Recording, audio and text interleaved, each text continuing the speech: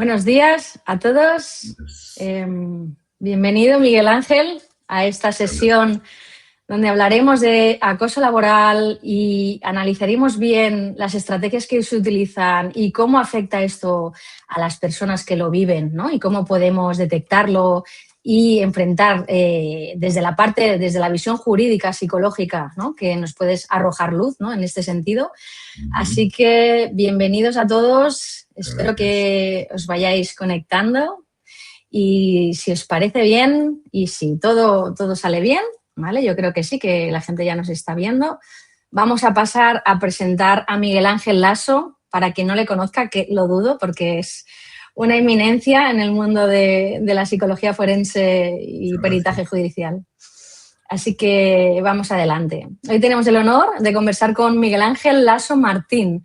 Es un profesional de referencia en el ámbito de la psicología jurídica y forense a nivel nacional. Miguel Ángel es licenciado en abogacía y psicólogo perito forense. Cuenta con una amplia experiencia en evaluaciones psicológicas especializadas en diversas ramas del derecho. Miguel Ángel es miembro de la División de Psicología Jurídica del Consejo General de la Psicología y miembro del Grupo de Trabajo de Psicología Forense y Neuropsicología del COP de Madrid. Ha trabajado durante más de 30 años para grandes multinacionales como es el Banco Santander, donde ha ejercido posiciones de cargos directivos y de alta dirección para España y Latinoamérica, por lo que posee un profundo conocimiento de los procesos internos de las compañías. Un placer, Miguel Ángel, compartir contigo este ratito y poder charlar. Igualmente, Alicia. Permíteme, si te parece, que me presente para aquellos que a mí no me puedan conocer, no tengan información sobre mí, ¿no? Mi nombre es Alicia León, me formé como psicóloga organizacional y durante más de 15 años he estado trabajando en grandes multinacionales, liderando la gestión de los recursos humanos y conociendo muy bien las estructuras y las dinámicas de las empresas. Precisamente esas experiencias me han generado una profunda sensibilidad hacia el lado más oscuro del entorno laboral. Por eso he decidido canalizar mi conocimiento a través de un nuevo proyecto llamado Método Ramen. Método Ramen está diseñado para ofrecer una respuesta integral a personas que sufren acoso laboral o el llamado despido silencioso, que hoy hablaremos en profundidad sobre esto, un concepto que está ahora en vogue, ¿no? Muy conocido. Lo que nos diferencia a nosotros es nuestro enfoque, donde combinamos el asesoramiento legal y el soporte psicológico para acompañar a personas a salir adelante, porque sabemos que es muy difícil atravesarlo solo, ¿no? Es un honor estar aquí para debatir sobre estos temas de la mano de un experto como es Miguel Ángel. Así que muchísimas gracias, Miguel Ángel, por aceptar mi invitación. A vosotros, es un placer.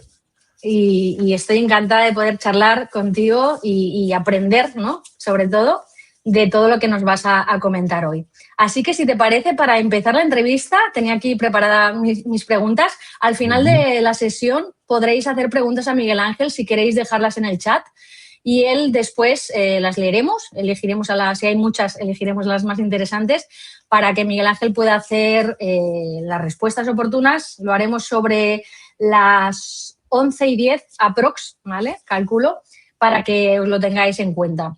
Y bueno, Miguel Ángel, cuéntame, llevas muchos años en el mundo de la psicología jurídica y peritaje, ¿no? ¿Qué te llevó a formarte como psicólogo y a dedicarte a este mundo? Bueno, como has dicho antes, después de casi 30 años o 30 años trabajando en dos multinacionales, he de decir que el mundo en general de la psicología siempre me generó interés, ¿no? Al final, en la última etapa profesional de mi vida, pues decidí formarme como psicólogo y formarme en el máster de psicología forense específicamente, bueno, pues con el objeto y la voluntad de ser capaz, en la medida de lo posible, de poder trasladar mis conocimientos en algunos ámbitos previos y sobre todo la voluntad de, si es posible, ayudar a personas en los problemas psicológicos que tienen en los distintos ámbitos de actuación, ¿no? Puede ser familia, puede ser penal, puede ser laboral, como es este caso que nos ocupa, en los distintos ámbitos o índoles en los que suele moverse una persona, ¿no? Fundamentalmente la voluntad de ayudar, ¿no? De ayudar en mi última etapa profesional, dedicarme a algo que me apasiona, que me gusta mucho y que, si es posible, pues pueda corresponderse con una actitud hacia la ayuda de las personas, ¿no? Fundamentalmente eso, Alicia. Muy bien. Miguel Ángel, ¿dirías que con los años los problemas laborales han ido cambiando? ¿El acoso ha ido en aumento? ¿Has detectado algún cambio a nivel laboral en este sentido?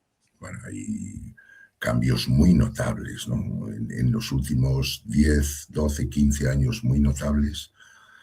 Y si tuviera que ceñirlo a un periodo todavía más corto, creo que la pandemia marcó un antes y un después en muchas cosas, y no cabe duda de que incluso en el modelo de relaciones laborales, el modelo de relación entre la persona y la organización, ha cambiado todo.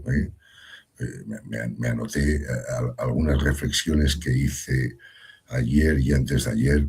Toda la parte del trabajo en remoto o híbrido ha cambiado el modelo relacional de las personas con las empresas, ¿no?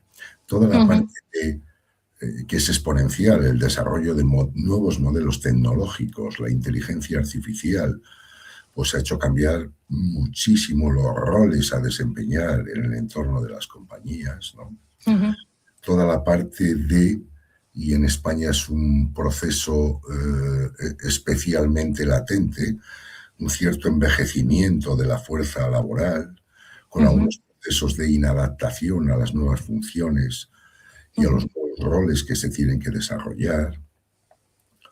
La parte de, yo creo que es muy importante, de, por parte de las organizaciones, al incorporar modelos tecnológicos muy potentes, pues la parte de prescindir de determinados puestos o determinadas estructuras que empiezan a perder rentabilidad en la consecución de los resultados de las organizaciones o de las compañías, ¿no?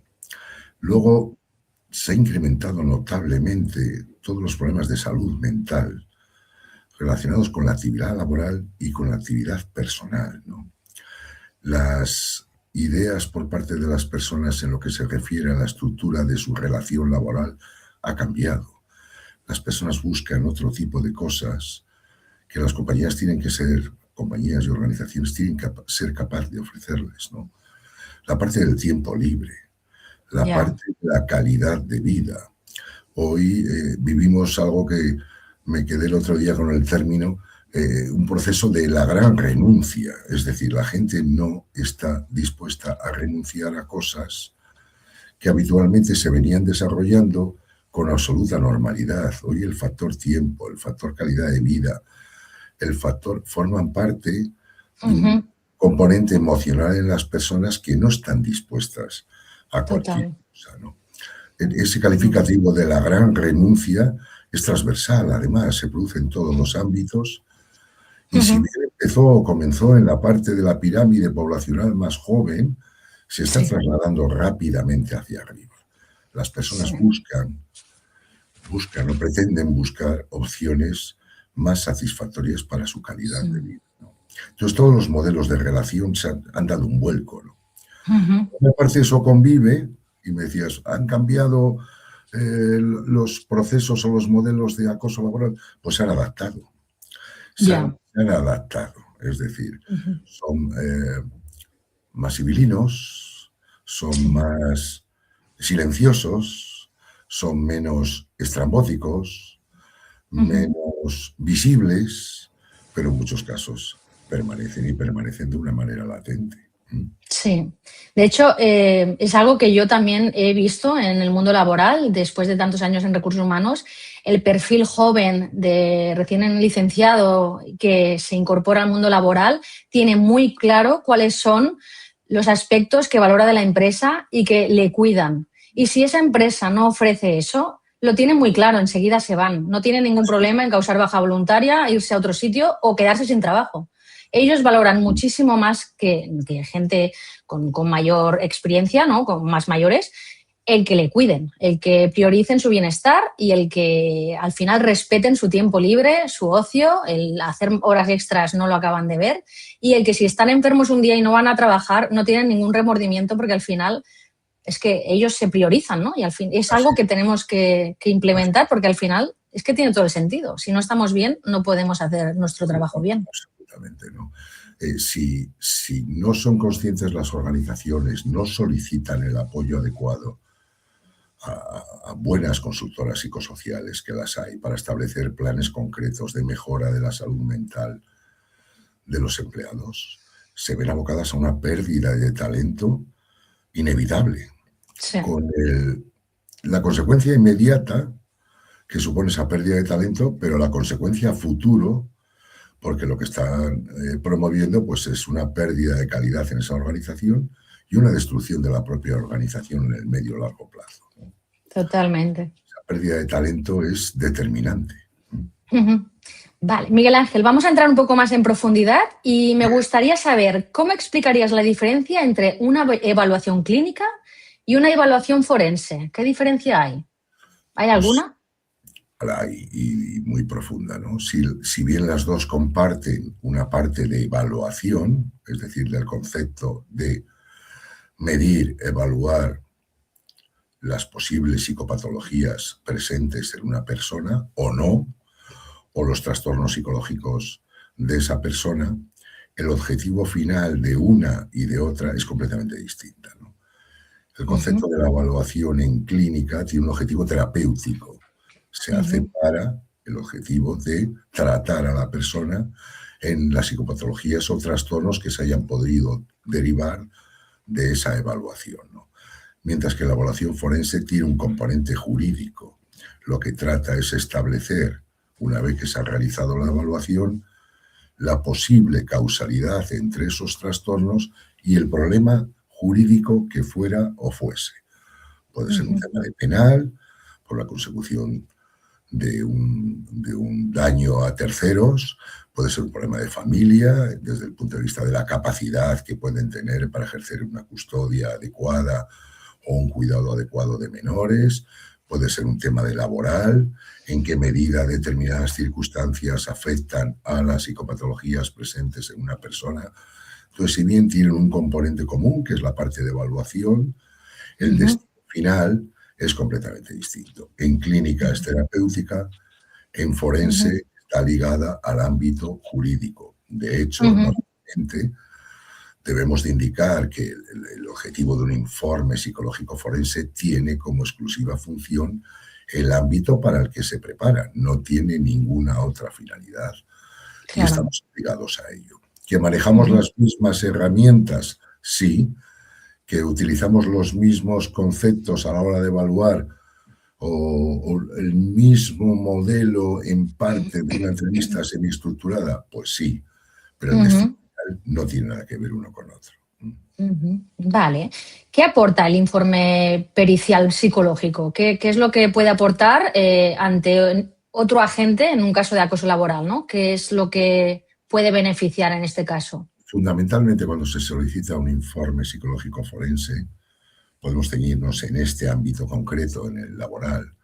Lo que se trata es, una vez que la parte jurídica ha evaluado que las conductas que se han detallado o las pruebas que se han establecido pueden ser constitutivas de acoso laboral, esa es la parte legal, es decir, el abogado o abogada lo que hace es ver, valorar las pruebas que se le presentan, los audios, los vídeos, las comunicaciones y los detalles que traslada la persona, y lo que se hace es, si existen psicopatologías, que un informe psicológico forense determine la posible causalidad entre esos hechos que pueden ser constitutivos de conductas de acoso y las psicopatologías presentes. Para eso hay que valorar varias cosas. Todos los antecedentes relacionados desde el punto de vista psicopatológico y médico de la persona, algo tan importante como su capacidad de afrontamiento, la forma en la que percibimos procesos relacionados, por ejemplo, con el acoso, no es la misma en dos personas, no tiene nada que ver. Tiene una capacidad de afrontamiento distinta y eso no significa que sea más o menos endeble o más o menos débil. Una persona puede acometer procesos de acoso con una estructura mental fuerte y ser capaz de poder con ello, y sin embargo otra persona se derrumba, entra en procesos de depresivos, en procesos ansiosos y en trastornos psicosomáticos de todo tipo, ¿no? ¿Eso significa que sea más débil o menos débil? No, significa que eso concretamente le está afectando de mayor forma. A lo mejor hay otro proceso que resulta que una persona que aparentemente tiene mejor capacidad de afrontamiento en un proceso de acoso y sin embargo en otro proceso de otro tipo se hunde con mayor facilidad, ¿no? Porque esto es un tema de debate. Para algunas personas lo que puedes estar viviendo no es acoso y para otras personas lo ven muy claro, ¿no? Al final es lo que tú dices, cómo afrontas la situación. Cada uno tiene sus herramientas y su historia, también lo que trae de atrás y todo lo que está viviendo en el presente, en su ámbito personal. Así Y todo es. esto influye, ¿no? A la hora de cómo vives esa situación. Si hay un factor clave determinante en ausencia de psicopatologías previas, se ha comprobado que el apoyo social, es decir, todo el entorno que rodea a la persona, y en muchas ocasiones no tanto el apoyo social real, sino lo que los psicólogos calificamos como apoyo social percibido, es decir, yo tengo un núcleo de apoyo consistente, sólido, que me hace sentirme fuerte ante los procesos que estoy viviendo, ¿no? Ojo, porque eso a veces es engañoso, ¿eh? Y obliga de una manera interna a las personas a decir, vale, yo puedo con esto, no necesito ayuda, no necesito ponerme en manos de un abogado, no necesito ponerme en manos de un psicólogo clínico porque yo esto lo llevo. Es determinante el apoyo social, sobre todo el percibido, pero que eso no nos lleve a el error o la falacia de, yo como puedo con esto no necesito ayuda de nada. Porque es muy importante el apoyo social percibido, pero tan importante es en determinados casos, y yo diría en la mayoría, solicitar el apoyo adecuado en el ámbito legal y en el ámbito psicológico, ¿no? Sí. Algo que yo veo en el programa de acompañamiento que ofrecemos es que hay muchas personas que cuando llegan a ese punto han tocado fondo porque durante el proceso no se han dado cuenta de lo que estaban viviendo, llegaban a pensar que eran culpables o que realmente pues, tenían ellas mismas un problema y cuesta muchísimo darse cuenta hasta que ya dices, ay, aquí hay algo que no va bien, ¿no? Hay algo que no tiene nada que ver conmigo. Y cuando llegan a ese punto, al final están destrozadas, ¿no? Han llegado Yo he al visto muchos límite. casos de procesos de autoinculpación, ¿no? Es decir, si esto sucede, me sucede porque hago las cosas mal, porque no soy lo suficientemente competente, porque no estoy dando de mí todo lo posible, porque me falta mucho para alcanzar el nivel óptimo de exigencia que me están solicitando. Es decir, hay una cierta autocomplacencia y una cierta complacencia con la figura del acosador. Es un síndrome de Estocolmo encubierto. Es decir, con muchas personas que cuando llegan ya al final vienen de un proceso de autocomplacencia y de complacencia con los procesos de acoso. Y es mucho peor todavía ese caso, porque las psicopatologías derivadas de ello suelen tener peor comportamiento. Sí, y luego por no hablar del entorno laboral, ¿no? Hay mucha gente no quiere mojarse o no quiere apoyar porque no quiere involucrarse en el proceso, a pesar de que lo puedan estar viendo desde fuera, ¿no? Que están haciendo algo en contra de tu compañero o compañera. Y esto también te puede llegar a influir a la víctima o a la persona que lo está viviendo porque refuerza el mensaje de tengo yo el problema, ¿no? ¿Soy yo el problema? Es lo que yo llamo el convencimiento de invisibilidad, es decir, me vuelvo invisible. Yo y mis problemas y mis circunstancias se vuelven invisibles para mis compañeros, para mis superiores, para la estructura.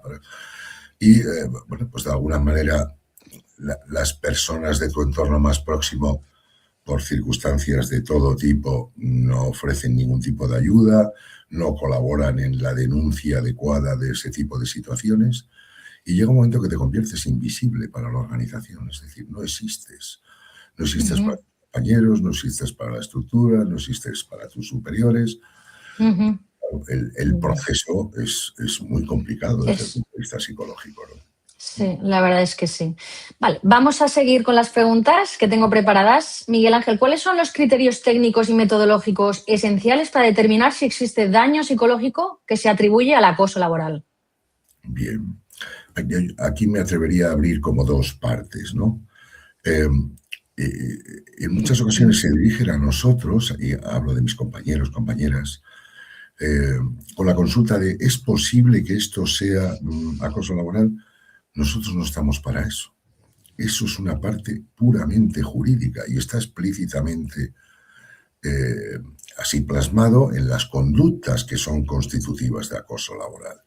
Esa es una valoración de la parte jurídica, es decir, si con toda la documentación, con todos los datos, con toda la exposición que se realiza al equipo jurídico, este considera que puede ser constitutivo en base al análisis que ha realizado de todo ello de acoso laboral, es cuando sí entra a formar parte de la puesta en marcha de la acción la psicología forense. ¿Qué hace la psicología forense? Pues emitir un informe psicológico forense en el sentido de usted ha valorado como posibles conductas que pueden ser consecuencia o pueden ser derivadas de acoso laboral. A partir de ahí el psicólogo forense lo que hace es establecer si hay presencia de psicopatologías y si éstas pudieran tener o ser consecuencia de esas conductas o establecer la adecuada causalidad entre conductas y psicopatologías, ¿no? Los forenses no valoramos conductas, claro que las conocemos, ¿no? Están perfectamente explicitadas y un abogado laboralista, una abogada laboralista sabe perfectamente qué conductas son constitutivas de episodios de acoso laboral. Una vez que el equipo jurídico dice, de acuerdo, puede, hay caso, es una expresión, hay caso, es el psicólogo forense el que determina en qué medida todo eso le ha afectado psicológicamente a la persona.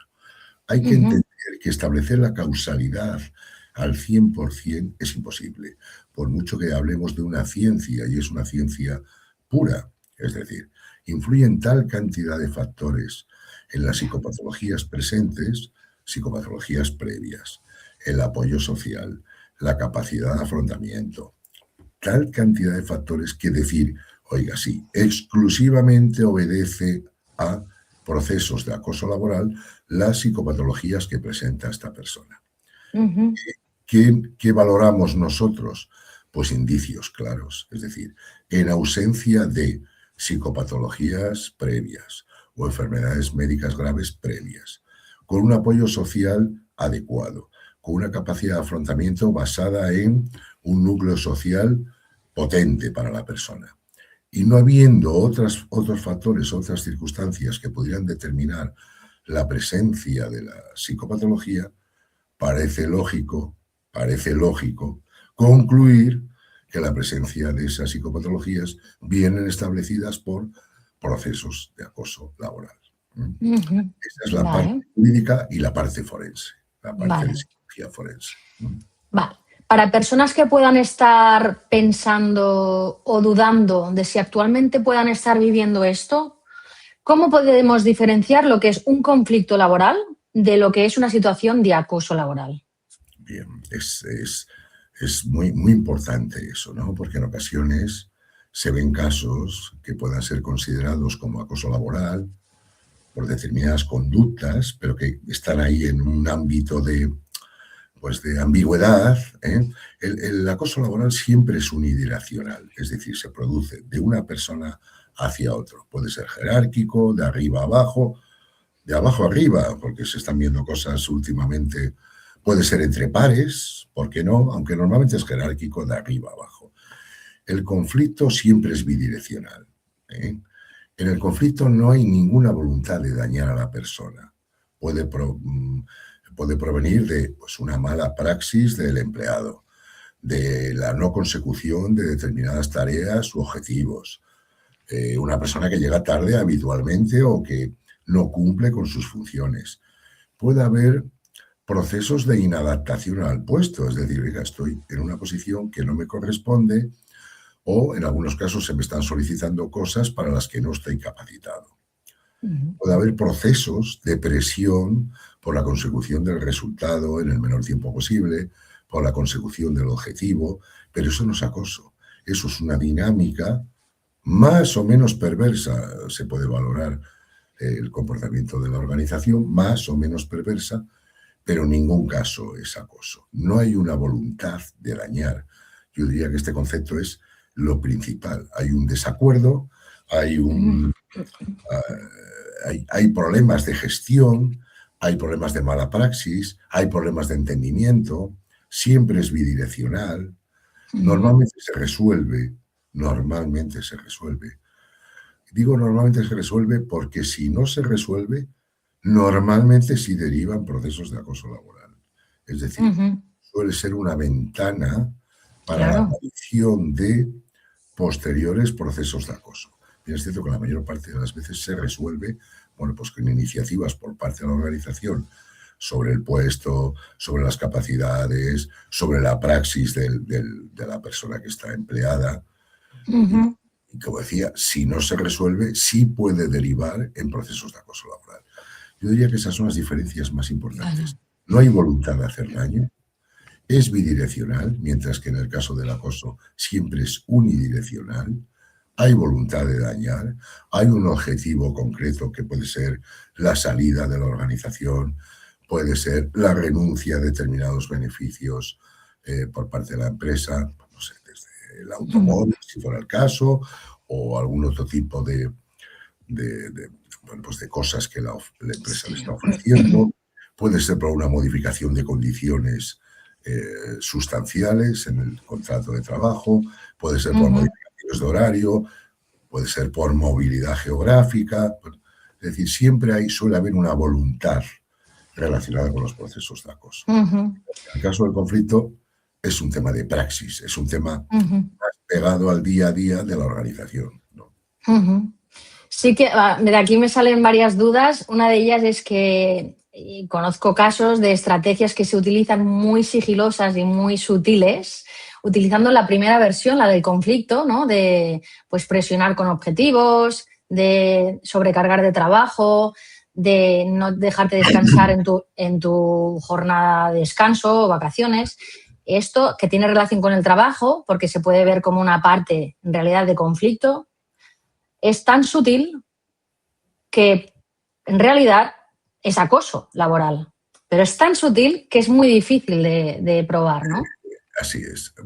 Si recuerdas, al principio hablábamos de en qué medida se ha modificado el concepto de acoso en los últimos años, ¿no? Y te decía, pues se ha vuelto más silencioso, se ha vuelto más civilino. Sí. Quiero decir, hay menos voces, hay menos maltrato, hay menos insulto, hay menos vejación, hay menos vejación pública, hay menos vejación incluso privada. Pero por contra, pues se viste de, bueno, pues, desacuerdos relacionados con la praxis del trabajo, ¿no? Entonces, eso decía, cuidado, porque si ese conflicto no se resuelve, es el principio de procesos de acoso, ¿no? Exacto. Se resuelve, pero si no, desde luego es una parte civil, entre comillas, del inicio de un proceso de mayor calado, ¿no? Sí, ahora te contaré también otra duda que tengo de cosas que suceden en el programa. Pero también me surge aquí la oportunidad de hablar de despido silencioso, que como tal no está tipificado a nivel legal, pero sí que es una estrategia de acoso laboral. El despido silencioso, para los que no lo conozcan, es la estrategia que utiliza la empresa para forzar tu baja voluntaria y ahorrarse la indemnización a través de estrategias pues, de presión o de invisibilización, ¿no? Cuando te aíslan. Hay bastantes casos de este tipo pues, que se utilizan para pues, formar un nuevo equipo de trabajo porque el que tengo no me acaba de convencer, ¿no? O llega a una nueva dirección y decide hacer un cambio. O, por ejemplo, cuando me quiero pues, ahorrar la indemnización porque esta persona lleva muchos años en la empresa, en breve se va a jubilar y no quiero ahora mismo entrar en un proceso de jubilación. Este podría ser otro caso. ¿Hay algún caso más que te hayas encontrado? A mí me salen unos cuantos, pero por si lo quieres comentar tú, Miguel Ángel. Normalmente, en parte lo has comentado tú, todo lo que son modificaciones de estructuras, es decir, personas que venían desempeñando una determinada función y por tanto perciben unos determinados emolumentos. Con un cambio de estructura, pues hay un cambio de situación y esa situación pues tiene difícil acomodo dentro de la organización, no solamente desde el punto de vista de la estructura funcional del puesto, sino desde el punto de vista de la función que ocupaba y, por tanto, de los rendimientos que percibía por parte de la empresa, ¿no? Exacto. Este tipo de cambios de estructura se convierten en un problema, ¿no? Y a partir de ahí se entran en procesos primero de conflicto que van derivando en procesos de acoso con un objetivo claro que es la salida de la organización, ¿no? Que a mí... Sí, perdona. Perdón, no. Dime. No, es frecuente. Hay otros casos aparte de ese, ¿no? Pero en ese caso sí es muy frecuente, ¿no? Los cambios de estructura son determinantes, ¿no? La innecesidad ya de la persona asociada a una función, con un coste para la organización y que es difícil gestionar su propio acomodo dentro de la organización. Es un proceso muy frecuente. Muy frecuente. Yo aquí me pregunto, es una idea que siempre ronda en mi cabeza y es el por qué. Creo que hay que cambiar mucho todavía como sociedad, pero el por qué no se utilizan estrategias honestas, estrategias sanas, empáticas, de decir, ha llegado un punto en el cual no hay una buena relación o realmente esta posición la vamos a absorber porque no nos encaja lo que sea, ¿no? O quiero hacer mi nuevo equipo y no me interesas ahora mismo. ¿Qué podemos hacer para acompañarte a salir de la empresa, ayudarte a buscar empleo, ¿no? Llegar a un acuerdo? Porque, bueno, pues la empresa no quiere que estés... Ojalá llegase ese... Todo se resume, entre comillas, sería ¿por qué no hacemos las cosas bien? Exacto, es que ¿por qué hay que hacer daño? ¿Por qué hay que herir? ¿Por qué hay que menospreciar? ¿Por qué hay que tratar mal? No me entra en la cabeza. Falta de cultura. Sí. En muchas ocasiones falta de una formación adecuada porque no se dan cuenta del impacto que tienen en las organizaciones ese tipo de cosas, porque se vuelven muy visuales, ¿no? Y el resto de la organización lo percibe. Total. El resto de la organización lo que percibe es cómo están tratando a determinada persona después de lo que he hecho, lo que he sido, lo que he trabajado, todos los que es posibles, ¿no? Y eso es pernicioso, ¿no? Porque se destruye la cultura de empresa. Y si destruyes la cultura de empresa, estás destruyendo al final la cultura del resultado, ¿no? Es importante que las organizaciones valoren todo este tipo de cosas desde el punto de vista económico. Hay consultoras de riesgos psicolaborales que le están dando un enfoque aparte del lógico en salud mental, y las hay muy buenas además. Una española muy buena. Están diciendo, oiga, es que esto tiene un coste. Es que no hacer las cosas bien tiene un coste inmediato, pero tiene un coste a futuro. Es decir, es que si usted tiene una organización con un porcentaje de bajas laborales por salud mental X, eso le está impactando en su cuenta de resultados de esta manera. Si usted evita el 50% de esas bajas con programas de atención al empleado adecuados, con canales de comunicación correctos, con canales de denuncia correctos, con evaluaciones de riesgos psicolaborales adecuadas, pero que no se queden en la propia evaluación, sino que permitan establecer planes de acción en las organizaciones para que las cosas mejoren. Es que tiene un impacto económico, pero muy importante. Entonces, muy importante. En el momento que las organizaciones se den cuenta de eso, que se están dando cuenta en algún sentido, pues tratarán las cosas de otra manera. Pero todo se resume en un buen proceso de comunicación. Exacto. Y una buena gestión de todo lo que puede aportar ese proceso de comunicación. Evaluación de riesgos psicolaborales correcta, planes adecuados de ayuda al empleado, canales adecuados de comunicación, y eso incluye canales de denuncia, canales de comunicación adecuados con recursos humanos. Recursos humanos tienen que llevar un protagonismo, porque los problemas se tienen con personas. Es cierto que luego hay problemas con proveedores, con clientes, con objetivos, con marketing, con publicidad, pero las organizaciones las constituyen personas. El Total. ámbito de actuación de recursos humanos va mucho más allá de la estructura puramente administrativa de las personas. Totalmente. Y al final, recursos humanos debería de estar en el sitio que le pertenece, y yo siempre lucho con esto, ¿no? Recursos humanos es un departamento primordial en las empresas que debería de estar respetado, valorado, reconocido como debería de estar, que creo que todavía falta mucho por hacer en recursos humanos. Y seguimos intentando demostrar, ¿no?, todo el valor que aportamos, porque somos un gasto para las empresas, pero aportamos muchísimo y se debería de reconocer la labor que se hace desde recursos humanos. Y no es solo poner fruta para que la gente esté contenta, no es eso, es trabajar en profundidad. Has dicho fruta o poner un futbolín o eso no es. El café y los X dulces, pues en la máquina del Office pues sean gratis. Pues sí, totalmente.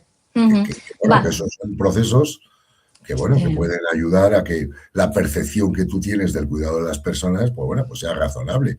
Pero eso no es cuidar a las personas. Eso no es cuidar la salud mental de las personas. Eso no es, exacto. Primero hay que evaluar, ¿no?, cómo está la empresa para después hacer un plan de acción, un diagnóstico previo y hacer un plan de acción vinculado al resultado que se haga, que se obtenga. Muy importante ponerse en manos de una buena consultora de riesgos psicológicos laborales, que sea capaz de establecer planes de acción en función de las comunicaciones que ha recibido y de los inputs que ha recibido. Totalmente. Y de verdad, a calzón quitado lo haga. Es decir, no tapemos, no escondamos. Oye, hay un problema en esto y en esto. Vamos a buscar planes de acción para desarrollarlo. Si no se traduce en incrementos porcentuales de bajas laborales absolutamente desmedidos. Estamos en una situación desmedida y, claro, un porcentaje altísimo de eso son problemas de salud mental. Y si no se hace nada, irá a más. O sea, esto no va a mejorar por sí solo. Así es. Vale. ¿No? Sí. También contarte que, justo hablando de esto, esta pregunta la tengo todo el rato ahí en la cabeza. Muchos son los casos que conozco de gente que nos pide ayuda, de personas que han hecho acciones a través del canal de denuncias, que han activado el protocolo de acoso, y no te vas a creer que la empresa no ha hecho absolutamente nada. Ha cerrado el expediente sabiendo que lo que ellos me explican es acoso laboral. Y honestamente me parece un despropósito, ¿no?, que al final esto se intente tapar y que la persona se quede desprotegida y que no se haga nada, ninguna absoluta medida para corregir la situación. Y son casos muy graves. En algunos casos, sí. Eso forma parte de lo que yo llamo el cumplimiento de la ley. Oiga, la ley me exige montar esto, vamos a hacerlo de la manera más económica posible, que menos... con un resultado final, pues muy malo, como estás trasladando, ¿no? Es cierto que yo estoy observando organizaciones donde se dedica el tiempo y los medios y los recursos adecuados para este tipo de canales. Mucho que mejorar y mucho que crecer. De hecho, es un ámbito también de actuación del psicólogo forense, y yo colaboro con 2 grandes organizaciones en determinar si esos procesos que se han sido denunciados pues tienen un alcance o no, desde el punto de vista de un psicólogo forense, ¿no? Entrevistando a la persona que es responsable de ejercer ese acoso y entrevistando a la persona y posteriormente emitiendo un informe profesional a la compañía de, oiga, yo esto lo veo así, es cierto que hay conductas de acoso, no parecen tan graves, parece que hay una dificultad de comunicación, parece que hay... O, evidentemente, hay procesos de acoso absolutamente claros que están afectando psicológicamente a esta persona, ¿no? La ley dice lo que hay que hacer. La capacidad para hacerlo bien o mal ya es de las organizaciones, ¿no? Totalmente. Y algunas que lo están haciendo bien y que han empezado a hacerlo bien y que con ayuda de buenos referentes externos lo están desarrollando adecuadamente. Y hay gente muy buena haciendo este tipo de cosas y hay otras que se ciñen al cumplimiento estricto de la ley, con lo cual el resultado final pues no es bueno. Vale. Muy bien. Vamos a entrar más en detalle a nivel de acoso. ¿Qué síntomas o patrones se observa de forma recurrente en personas que han sido sometidas a un entorno hostil prolongado? Bueno, eh, en general, ¿no? Hay distintas Sí. patologías que afectan. Yo diría que hay un denominador común. Estas personas han estado expuestas a lo que se considera en psicología un estresor de carácter psicosocial, en este caso psicolaboral.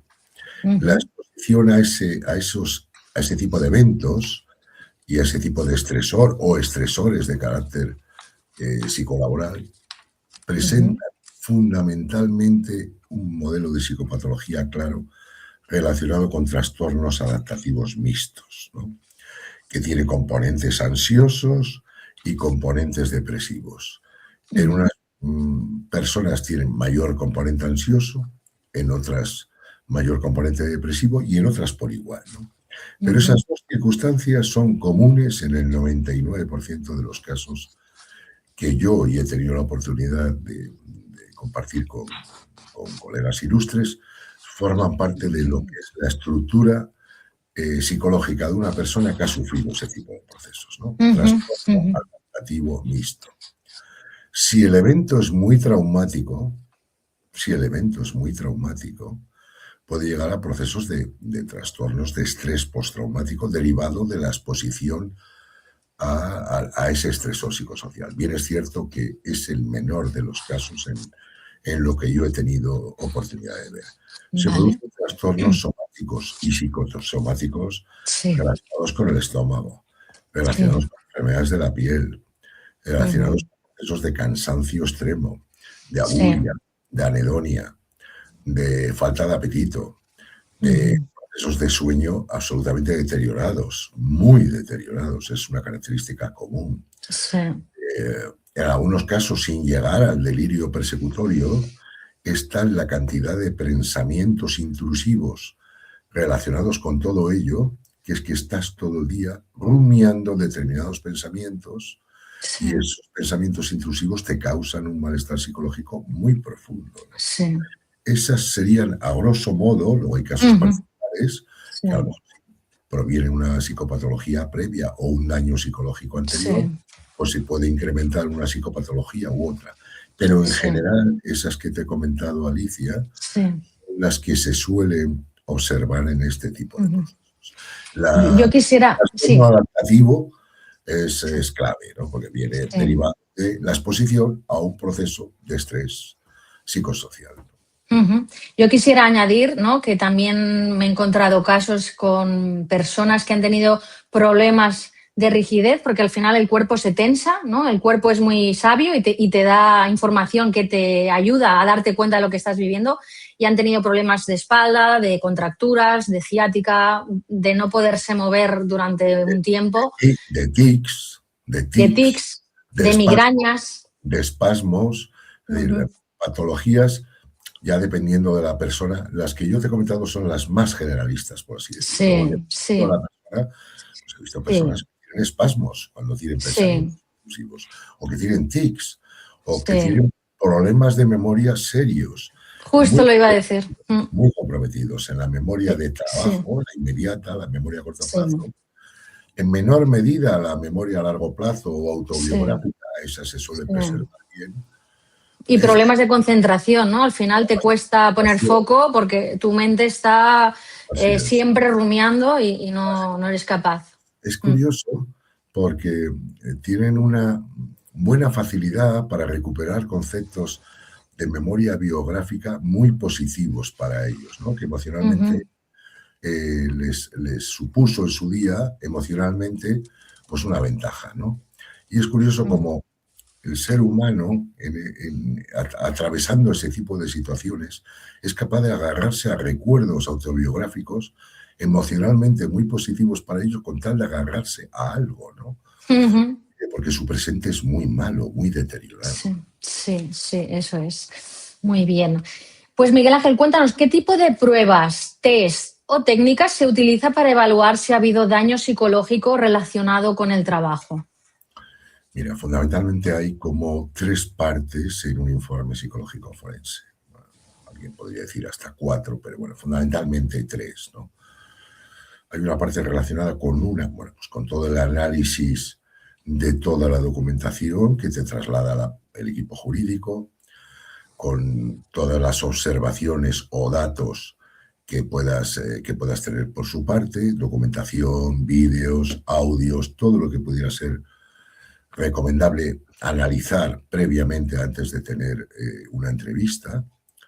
Sí. El realizar una entrevista semiestructurada previa, donde haya un análisis de enfoque personal y un análisis de enfoque psicológico. ¿Por qué digo semiestructurada? Porque si bien sí están establecidas las entrevistas en el ámbito laboral, en función, tiene que ser semiestructurada porque te tiene que dar la capacidad de reaccionar en función de los inputs que recibes de la persona, ¿no? Ese es el concepto de semiestructurada. Pruebas psicométricas. Debes de realizar una prueba para analizar las psicopatologías presentes. Bueno, aquí cada maestrillo tiene su librillo. Bueno, pues está muy extendida el MMPI-2-RF, que es una prueba que determina la presencia de psicopatologías. Tiene un buen componente de credibilidad y de validez, que detecta en una gran medida si hay simulación de síntomas o disimulación de síntomas, o si estás contestando con un concepto que se llama deseabilidad social, es decir, creo que si contesto esto quedo mejor, también te lo detecta. Detecta claramente, si no el origen expreso de esas psicopatologías, si eres capaz, en función de las puntuaciones, de determinar qué consecuencias o qué causalidad puede haber entre determinados actos y la presencia de esas psicopatologías.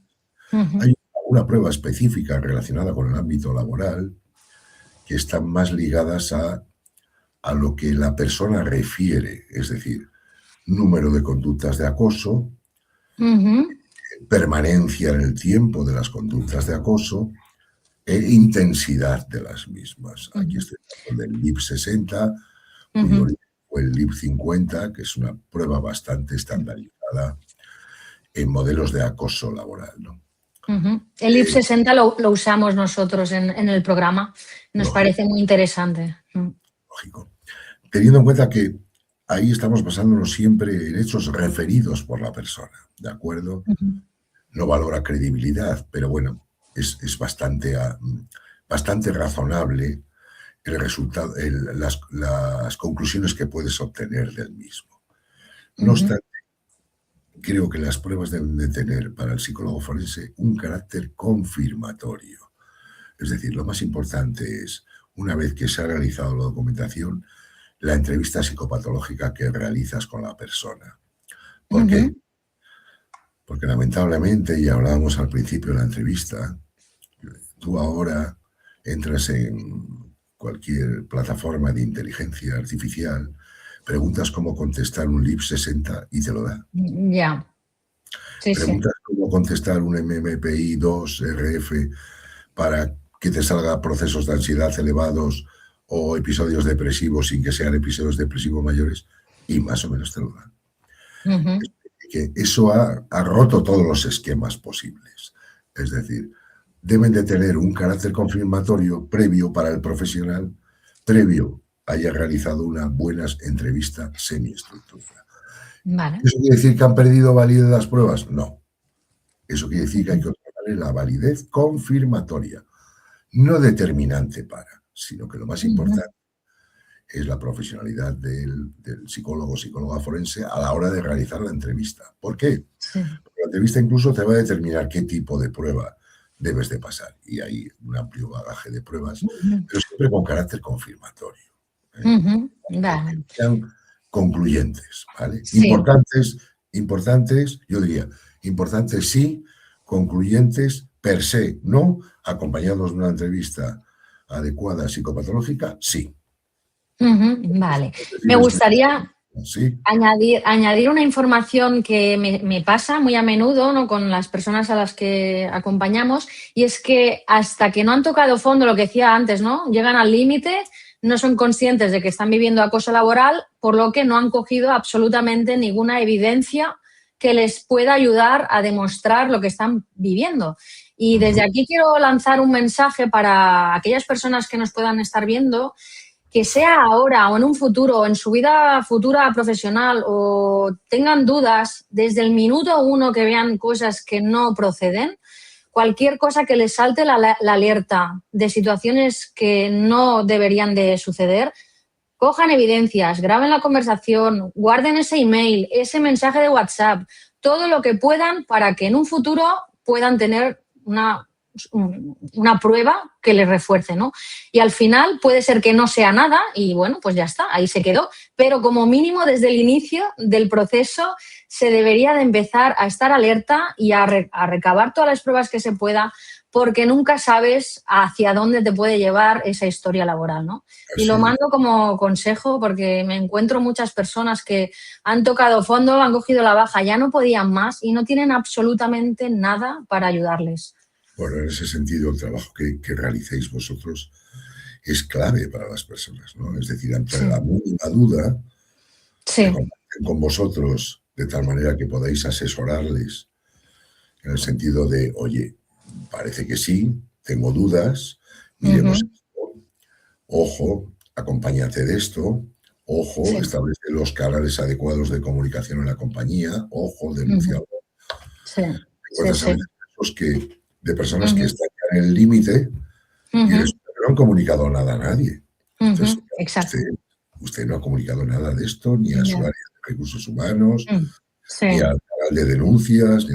Por eso, la labor que realizáis vosotros de un posible acompañamiento en los procesos es determinante. Las personas están muy vendidas cuando atraviesan procesos de ese tipo. Entonces, decir, oiga, ¿esto es o no es? Total. Si es, ¿en qué medida debo de o qué cosas debo de hacer a partir de este momento? De tal manera que todo quede instrumentado con la mejor solvencia posible. No puede ser que llegue una persona que ya está de baja, que lleva un año de baja por ansiedad y depresión, por un trastorno adaptativo, y resulta que la compañía, la organización, la empresa, quien fuera, no tenía ninguna notificación de este tipo, o no ha hecho absolutamente nada ella que pueda demostrar los procesos que ha sufrido, ¿no? Entonces, el problema es que inicias de cero, mientras que de otra manera tienes un bagaje previo de todo tipo, ¿no? Totalmente. Y por eso la siguiente pregunta era, ¿no? ¿Por qué puede resultar tan difícil demostrar que es acoso laboral ante un juez? Bueno, a ver, yo diría, no es difícil demostrar. A ver, no es difícil demostrar. Vale. La creencia es que sí, ¿eh? La gente dice, ostras, es que va a ser muy difícil poderlo demostrar en un juicio, ¿no? Y es cuando se asustan, ¿no? Y no saben qué hacer, se bloquean. La valoración del juez lo que hace es establecer si las conductas que se han referido son o no constitutivas de acoso laboral, ¿de acuerdo? Para eso hay una serie de probatorias y hay una serie de indicios que se valoran en totalidad. Más, oiga, esto le ha causado daños psicológicos o daños morales, en algunos casos muy profundos, con lo cual establezco que sí, que existe claramente voluntad de dañar a esa persona y procesos de acoso laboral. El problema es que a veces las conductas, que la ley es clara a la hora de determinar qué tipo de conductas son constitutivas de acoso, pues quedan diluidas, quedan maquilladas, es decir, tienen que ser conductas o comportamientos muy claros, muy, muy dentro de la ley y que las pruebas o los indicios estén muy relacionadas con ella. Eso. Un adecuado informe jurídico forense sobre las consecuencias psicológicas que ha tenido para la persona en la valoración de daños, tanto psicológicos como morales. Si todo eso está bien construido, la judicatura lo que hace es cumplir la ley, pero hay que darle las herramientas y los instrumentos adecuados para que falle de manera adecuada. A veces el problema está en cómo se trasladan las pruebas.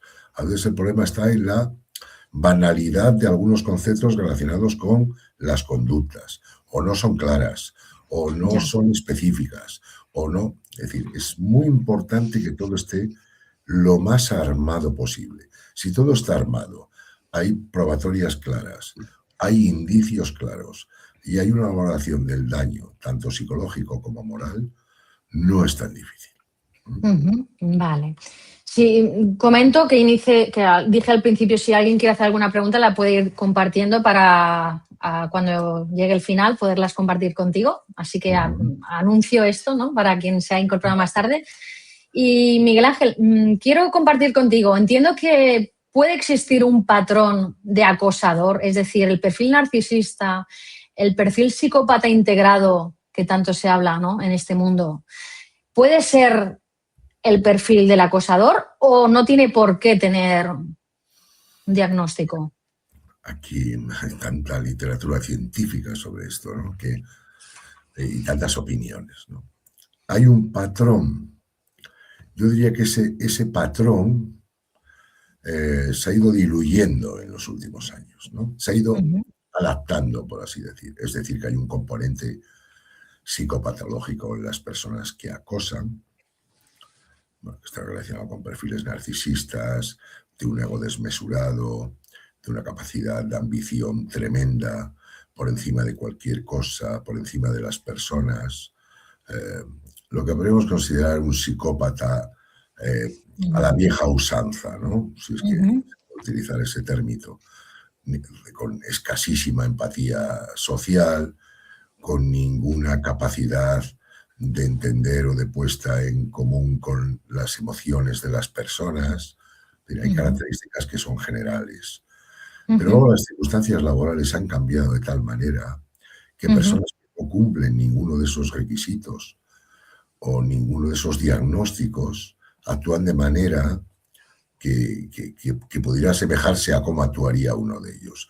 Y me estoy refiriendo a presiones corporativas de todo tipo, a situaciones donde la persona percibe que es o él o la persona a la que se supone que se está acosando, que recibe instrucciones claras, no de cómo actuar con una persona, pero sí de cómo actuar en la estructura del equipo, y la decisión de fundamentarla con una u otra persona es suya. Estructuras de presión del resultado y de la consecución de los objetivos tremenda, con lo cual la rapidez en la toma de decisiones sobre si me vale o no me vale, pues ya está ligada a procesos mentales que no siempre están valorando empatía social o capacidad de ponerte en el lugar del otro, ¿no? Es cierto que hay un componente psicopático en muchos procesos de acoso, pero que las circunstancias en los últimos años han llevado a que cualquiera dentro de una organización, cualquiera puede serlo. Muchísimas circunstancias. Sí. Otra cosa es que esté más o menos de acuerdo con la función que le ha tocado desarrollar. Es decir, bueno, no me importa, o lo que estoy haciendo lo hago, pero sufro con ello. Sí, de hecho, había un estudio, no recuerdo ahora el nombre, en una cárcel donde a unas personas les hacía que simularan que eran policías y eran incluso más crueles. Sí, muy famoso, y justo, mira, me ha venido ahora a la mente porque me ha recordado un poco esto que explicas, ¿no? Así es. También eso por un lado. Y por otro, las personas que se sienten acosadas ante ese tipo de procesos entran en lo que se llama indefensión aprendida. Es decir, no reacciono, no hago nada. Tú antes hablabas de ello, ¿no? Me viene todo encima, no puedo con ello, pero no actúo. Ese concepto de indefensión aprendida, es decir, hagan lo que me hagan, no tomo ningún tipo de iniciativa, no reacciono, pues es perverso. Sí, es un poco el patrón, no le quiero llamar patrón, pero sí que hemos visto, ¿no?, que las personas que son acosadas les cuesta decir que no, la gestión de los límites también es algo que tienen que mejorar, son muy hiperresponsables, justamente lo opuesto, son muy empáticas, si se tienen que quedar más se quedan, y al final esto se retroalimenta. Muy emocionales. Más sensibles. Hablábamos antes, Alicia, es que incluso hay personas que interiorizan que la responsabilidad es de ellos, de lo que les está pasando. Es mi culpa, no estoy dando todo lo que puedo, no soy capaz de comunicarme adecuadamente con la persona que en principio está iniciando los procesos de acoso, soy yo el que lo está haciendo mal o soy yo la que lo está haciendo mal. Es decir, llegar a interiorizar esos procesos de indefensión aprendida que es que bueno, tienen capacidad de reacción, ¿no? Muy bien. Vamos a seguir, que ya nos queda poquito. Por tu experiencia a nivel de la justicia, ¿no? De llevar tantos casos que durante tantos años para demostrar o defender a la persona que está siendo acosada, ¿qué aspectos suelen valorar más los jueces cuando revisan un informe pericial? Bueno, hablaba antes de las dos partes, ¿no? La parte jurídica, es decir, conductas son constitutivas o no, desde el punto de vista legal. Desde el punto de vista jurídico, el establecer unas conclusiones claras de las psicopatologías presentes, de si se puede establecer alguna causalidad o no entre las conductas que han sido explicitadas y las psicopatologías presentes, y en ese sentido, cuál es la afectación psicológica o moral de la persona, ¿no? A mi modo de ver, esas serían las tres cosas claves. Siempre entendiendo que toda la parte probatoria, que recae en la parte jurídica, pues está construida sólidamente. Es decir, las conductas que se han explicitado son constitutivas, según ley, de acoso laboral. A partir de ahí, el informe, conclusiones claras, concisas. No hay psicopatologías previas, hay apoyo social adecuado. No hay nada que indique que de no ser por esto, la persona presentaría esas psicopatologías. Y valoración del daño psicológico y moral. Vale. En tu experiencia, ¿qué suele ocurrir cuando una persona tarda demasiado tiempo en pedir ayuda? Abriría dos partes, ¿no? La personal / clínica, es decir, llegan a procesos ya muy deteriorados de trastornos adaptativos que pueden constituir ya luego episodios traumáticos o incluso de depresión mayor porque no han solicitado la ayuda adecuada en todo el proceso. Y dos, en muchos casos, ese acompañamiento del que hablabas antes, Alicia, es decir, ¿me está pasando esto o no me está pasando? La ayuda de un profesional que le diga, oye, pues todo hace indicar que sí, y la forma de actuar es esta, la forma de comunicarlo es esta, la forma de defenderte es esta. Si todo eso no se produce ni en la parte clínica, ni en la parte, llamémosle, laboral, con el apoyo adecuado, bueno, pues antes hablaba de vuestra organización, el apoyo adecuado, el acompañamiento, oye, pues parece que sí, pero profundiza en esto, pero solicita esto, pero comunica esto. Pues eso hace que al final, uno, el deterioro clínico de la persona cuando ya llega al final del proceso es muy alto. Y dos, que no hay probatorias adecuadas, no hay comunicaciones previas. Entonces muchas veces sorprende que se haya tardado un año después de una baja por estrés, por ansiedad, por un trastorno adaptativo y no haya ninguna comunicación previa con la compañía, con la organización.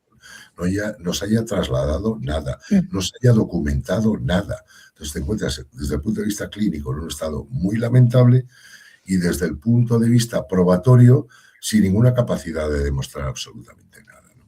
Por eso establecer los previos, que yo llamaría en este caso, establecer los previos adecuados y desde luego solicitar ayuda desde el punto de vista clínico en el momento que empiezas a tener síntomas claros de sentirte afectado por los procesos de acoso.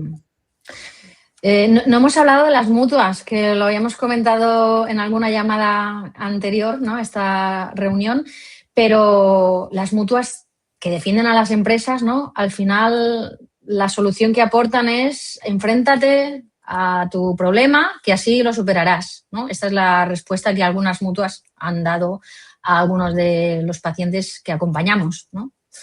¿Cómo ves esta situación?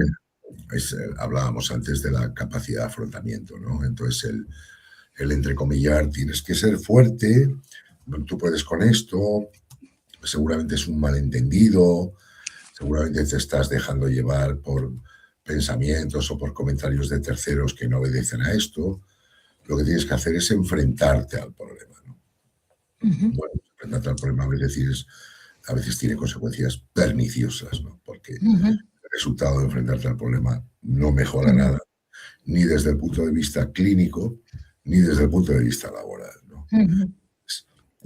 Por eso yo decía, antes hablabas, Alicia, de qué importancia tiene durante el proceso. Quiero decir, yo me he encontrado en algún caso en que una persona efectúa ya la demanda y quiero decir, no hay ninguna documentación psicológica previa, no ha acudido al psicólogo, no ha ido al psiquiatra, tiene informes del médico de cabecera muy, entre comillas, de andar por casa.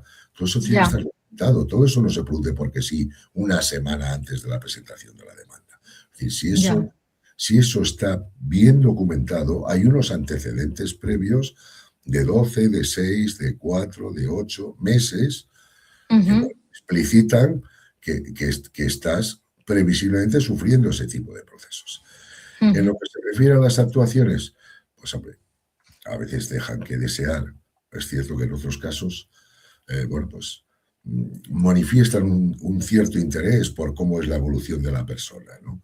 Pero lamentablemente en muchos casos el concepto de tú tienes que ir, tú tienes que enfrentarte, este es un tema que seguramente que es muy subjetivo, ¿no? Hablan de subjetividad, está más basado en conceptos subjetivos tuyos o en percepciones que no se corresponden con la realidad, ¿no?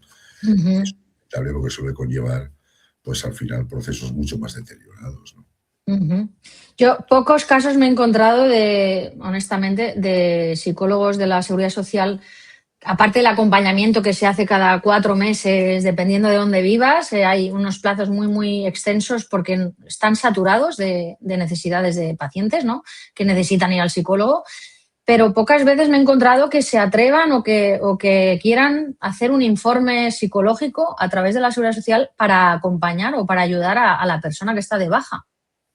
Bueno, ellos en general, cuando ves informes, es cierto que ahí sí se han ido cambiando algunos conceptos. Quiero decir, son menos generalistas y son capaces de entrar a que suelen ser psicopatologías dependientes de lo que ellos llaman en su argot conflictividad laboral. Eso está amplio. Lo que no van a poner, ni he visto yo ningún caso explícito de procesos de acoso laboral. Primero, porque no pueden decirlo, no son quienes. Entonces, pero sí se empieza a introducir conceptos de conflictividad laboral, que son conflicto, puede incluir acoso, puede incluir burnout. Empiezan a estar abiertos a eso, ¿no? Cosa que hace unos años era imposible, ¿no? Presenta estas psicopatologías, las recomendaciones X, volver dentro de 3 meses o 4 meses. Hoy ya se puede hablar de conflictividad laboral. Quiero decir que es un primer paso, ¿no? Bueno. El primer paso de que la persona ha sido capaz de trasladar cuáles son los problemas que tiene y como tal los plasma, sin entrar en procesos exclusivos de acoso, conflictividad. Vale. Cuando una persona decide finalmente recurrir a un psicólogo para que le dé apoyo, a un abogado, ¿qué significado o qué impacto positivo más significativo tiene recibir este tipo de acompañamiento, tanto clínico, jurídico, adecuado para la persona? Es fundamental. Primero la parte jurídica y luego la parte psicológica en este ámbito forense, ¿no? Fundamental. Ha quedado claro, sí. El proceso de acompañamiento, simplemente por estar en ese proceso de acompañamiento, la perspectiva de las acciones a futuro cambia por completo. Es decir, ya ponerte en manos de un equipo jurídico que te dice sí, o no, o hay dudas con esto, es decir, clarificar las cosas desde el punto de vista de las conductas o de las actuaciones, ya te clarifica mucho, te sitúa mucho, te hace situarte muy bien en la situación, cuando antes simplemente el adelantarte la máquina de café, pues podías tú decir, pues me está acosando. Pues no, esto no. ¿Vale? Y en la parte forense, pues yo diría, oye, es que esto te está ocasionando todo esto que te estoy diciendo, que te estoy escribiendo, ¿no? Seas consciente de lo que te está pasando, porque muchas veces son personas que dicen estoy mal, pero no saben por qué están mal, ni saben en qué están mal. Estás mal en esto, en esto y en esto.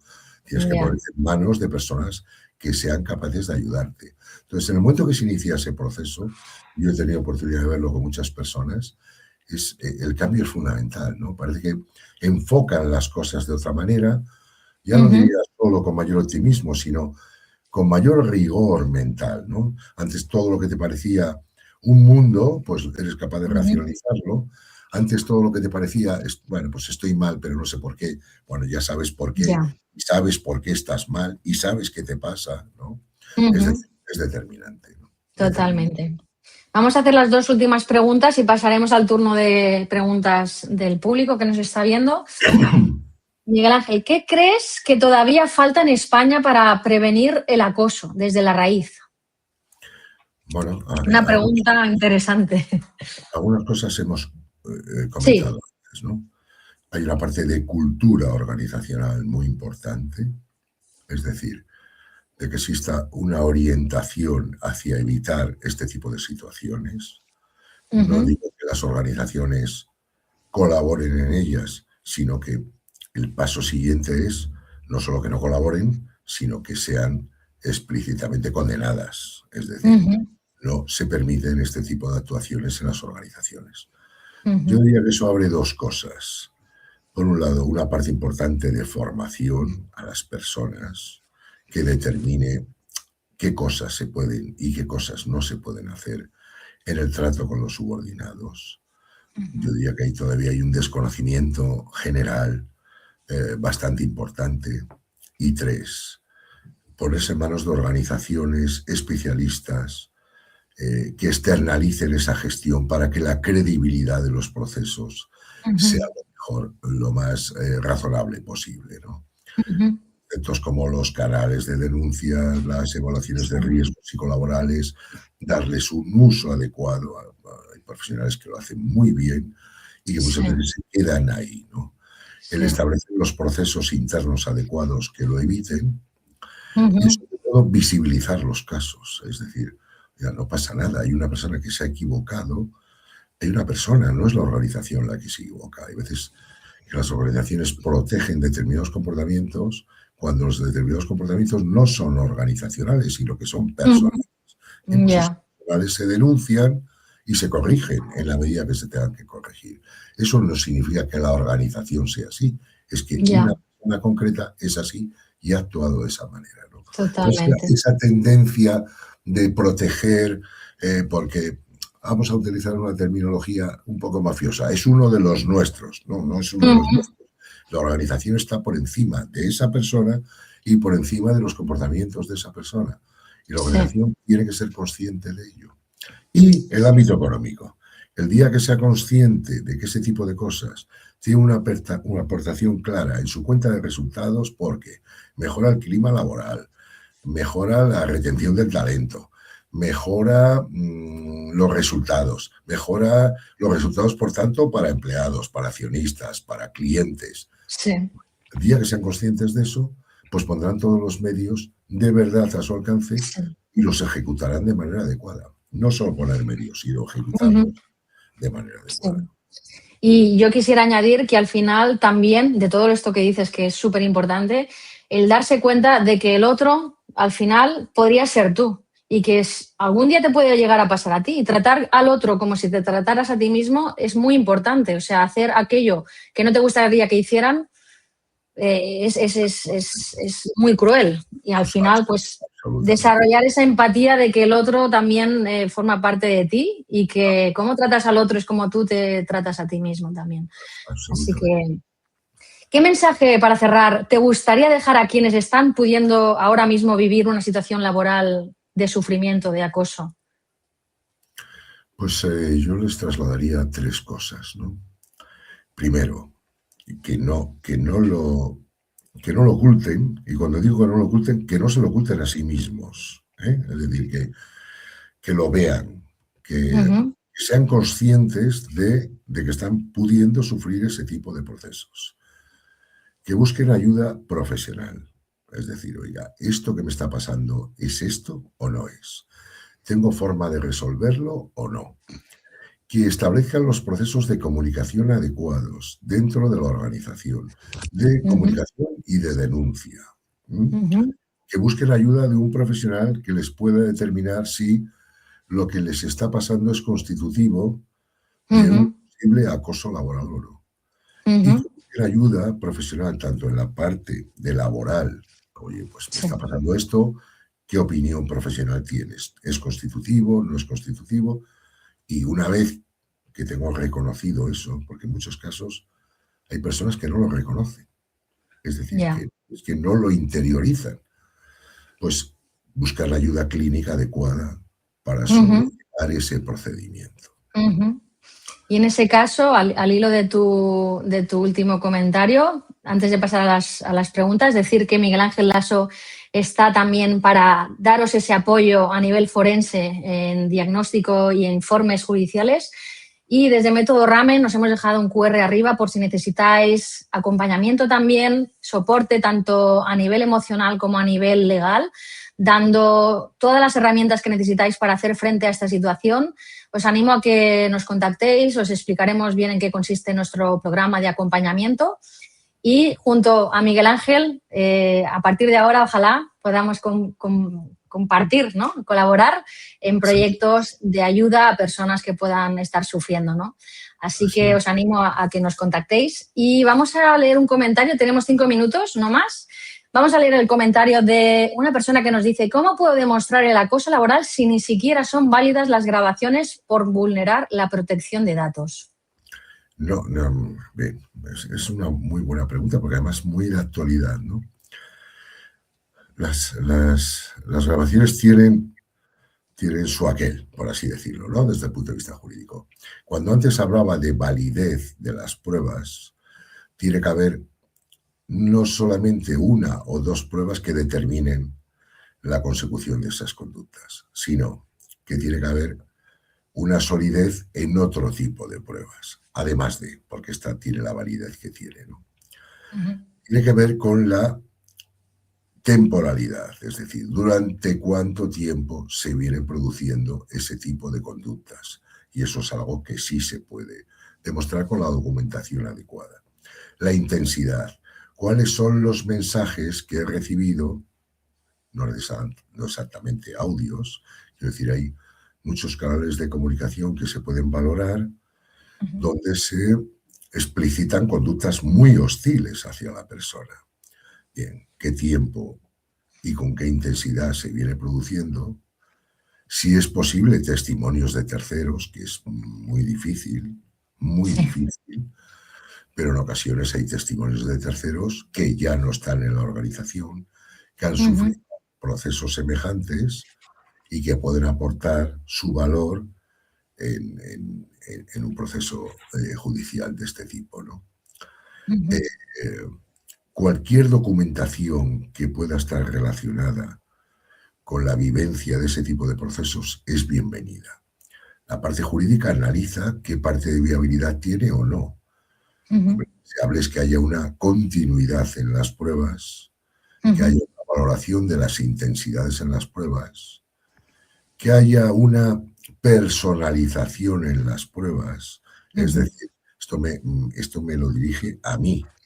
No es común al resto del equipo, no es la forma de trabajar con el resto del equipo, no es la forma de dirigirse al resto del equipo, no envía WhatsApp a las 11:30 de la noche de un sábado al resto del equipo, no pide cosas al resto del equipo que son imposibles de cumplir y que me exigen horarios desmesurados con pérdida de calidad de vida familiar y personal. Es decir, no una prueba solo. Cuanto mayor sea el carácter probatorio en número, en intensidad y en duración, mejores resultados.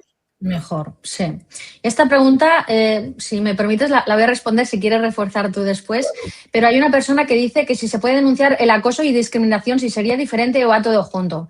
La discriminación es un tipo de acoso laboral también, está incluido, ¿vale? Cuando te excluyen de reuniones o te excluyen de eventos corporativos, por ejemplo, pues after works donde no te invitan, te excluyen de información que tú necesitas saber para llevar a cabo tu trabajo. Este tipo de discriminaciones es un tipo de acoso laboral. De hecho, es el más común que me encuentro yo o nos encontramos en el equipo de casos que viven acoso, ¿no? No es un acoso laboral, pero forma parte del proceso de acoso laboral. Sí. En sí mismo no lo es, pero forma parte de conductas relacionadas con episodios de acoso. Es decir, ¿se puede denunciar la discriminación? No, no está contemplado. Pero la discriminación lleva a procesos o forman parte de un proceso continuado. Te saco de aquí, no perteneces a esto, no te llamo para esto, no cuento contigo para esto. En sí mismo no es acoso, pero forma parte de una de las conductas, a más, relacionadas con los procesos de acoso, como bien has dicho. Eso es. Y creo que es la última pregunta. Las empresas no te apoyan esto sería un comentario más bien, no te apoyan en acoso laboral, ni recursos humanos, ni ningún compañero. Estás solo. Vale, antes hemos hablado de eso, ¿no? Lo importante es que no estés solo. Es decir, tomar conciencia de que si todo eso que has dicho con anterioridad, ni empresas, ni compañeros, bueno, casi yo diría, eso forma parte del sistema. Quiero decir, que no te apoyen en muchos casos compañeros ante la duda, ante el miedo, forma parte del sistema, ¿no?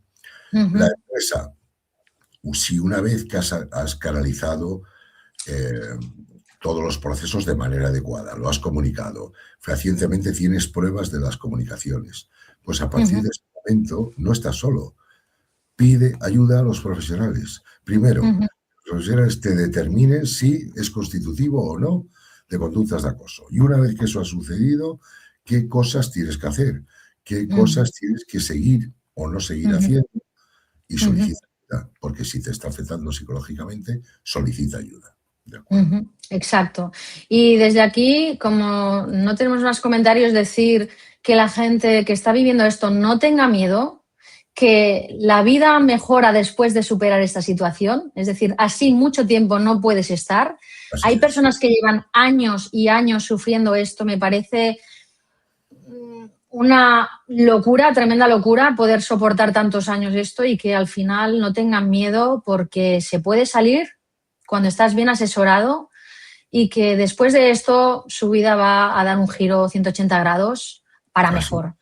Así que también es una oportunidad para volver a adquirir nuevas habilidades, ¿no? Que gracias a esto aprendes y que al final, cuando estás en el pozo absoluto, luego, después de ahí, siempre va a haber mejoría. Al final, en el momento que las crisis... el estresor desaparece, el proyecto de mejoría es inmediato.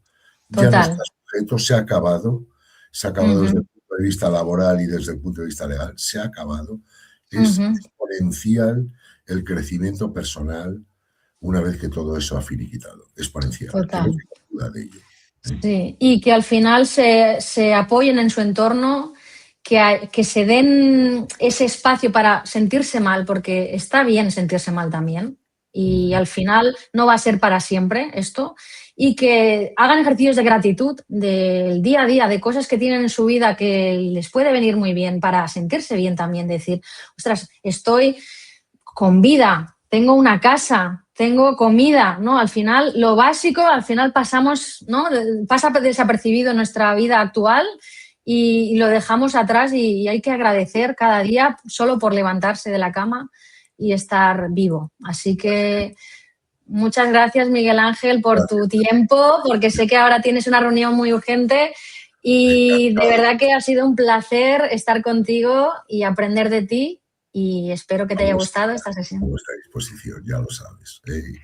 Y en lo que podamos ayudar a las personas, bueno, pues cuenta conmigo y me encanta la labor que realizáis, la labor que hacéis, creo que es muy importante, ¿no? De concienciación, de acompañamiento. Bueno, que deseo los mayores éxitos, porque al final serán los éxitos de todos. Exacto, exacto. Y no me hace más feliz que ver cómo una persona sale del programa encontrando su camino y siendo feliz. Esto me llena y al final es el propósito de hacer este programa, ¿no? De Método Ramen. Así que nada, muchas gracias, de verdad. Placer. Un abrazo. Nos vemos pronto, seguro. Nos vemos pronto. Que vaya muy bien. Adiós. Gracias a todos. Adiós.